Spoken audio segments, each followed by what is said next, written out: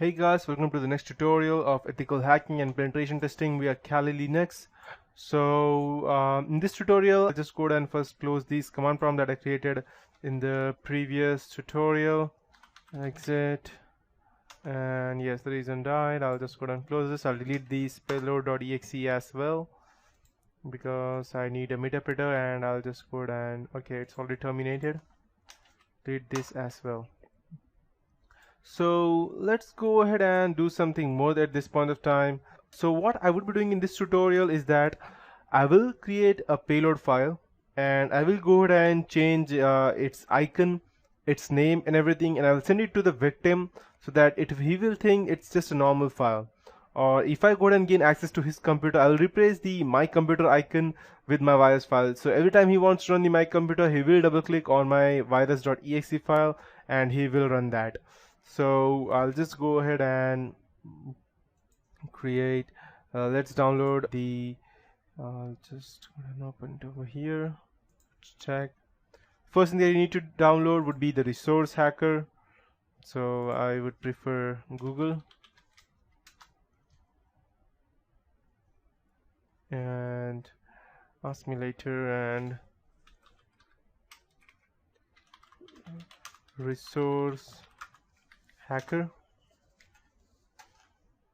and we have it over here, the British version, so 3.4.1, and let's check which is the real one. So let's check over here. Okay, perfect. Let's download it.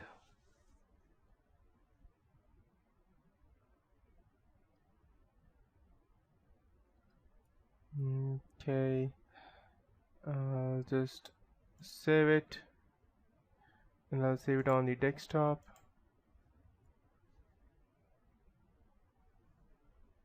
Okay, this is from the Softonic, I believe. I'll just close this and this. Okay, perfect. Extract all files. Let's see if this works. Perfect. So we have the resource hacker. So what we would be doing is, first I will assume this as my target PC, as well as I will also be experimenting this as my own VMware workstation. I am a hacker and this is my own VMware workstation. I will also be assuming that as well. So I'll first go ahead and create my payload terminal. So I'll open a toolkit and I'll type SETOOLKIT, and I'll choose 1 social engineering attacks, 4th creating a payload and listener, and the IP address would be the same, and this time we would be using the reverse interpreter attack, so I'll be using the 2, not the 1. So I'll just go ahead and hit 2 and enter. So again, backdoor executable. The port would be, let's change the port this time, 8888, and by the time this runs, start the listener, yes, keep the listener running, and file system, and we have USR, share, SET, and we have our virus over here. So I'll copy it to my VMware version of this over here. Okay, I can copy it directly right now. Perfect. So I will go ahead and right click and use it as a resource hacker. So I'll just go ahead and open my resource hacker, and I'll go ahead and open, and desktop, here's my payload. So I need to change the icon over here. So this icon is way too easy for someone to understand, so I need my computer hack icon. So I'll just go ahead and type download my computer icon. You can download any other icon that you want. I'm just downloading this icon. Make sure that whichever icon you use, your target would be easily conned by that. Where is my computer icon? This is not my computer. Okay, I have it. And I'll download the I see you. I don't exactly. I had done this after a long time, so I'll just go ahead and save it on desktop. Perfect. Now I'll minimize that. It's downloaded. Perfect. We have the icon over here. I'll just go ahead and name it as icon. I don't want a very big name. And I'll go ahead and I want to change this icon. So what I would do is I will go ahead and let me check. Replace icon, I believe. Okay. I'll use this open and replace. Perfect. And I'll save as desktop at my computer. Okay. I believe that my file was way too big, the icon. That's the reason I did not get a proper.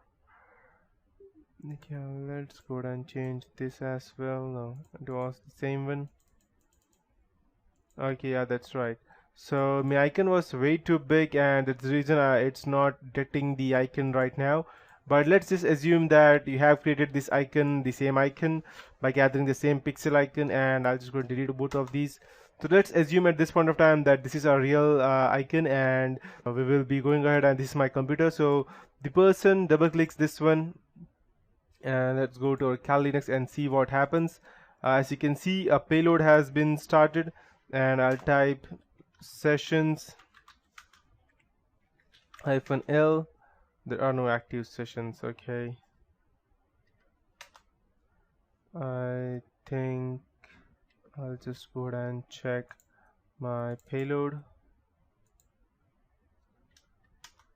Okay, I'll just go ahead and quit this, and I'll open MSF console, and I'll just go ahead and close the payload. Okay, I don't have the payload over here right now running. Let's check. Let's start the MSF console, and then we will go ahead and run our virus.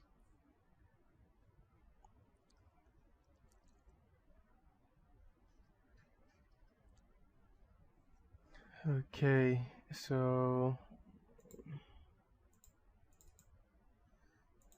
let's see. Okay, we have sending stage. Let's see if we could get our hands on it. If the firewall does not detect it, it will straight away go ahead and run our interpreter prompt, and I will get once we get our interpreter prompt, we can do anything that we want. Let's wait and see what happens. Okay, now I know why it was not working, because it was just copying the payload that I had over here to over here. That's the reason. So I'll just go ahead and copy this payload, and yep, perfect. Or I'll just copy it from over here, paste it here, and then cut it, and I will paste it over here. Paste, copy and replace. Perfect. Now it should work. Let's see if it works.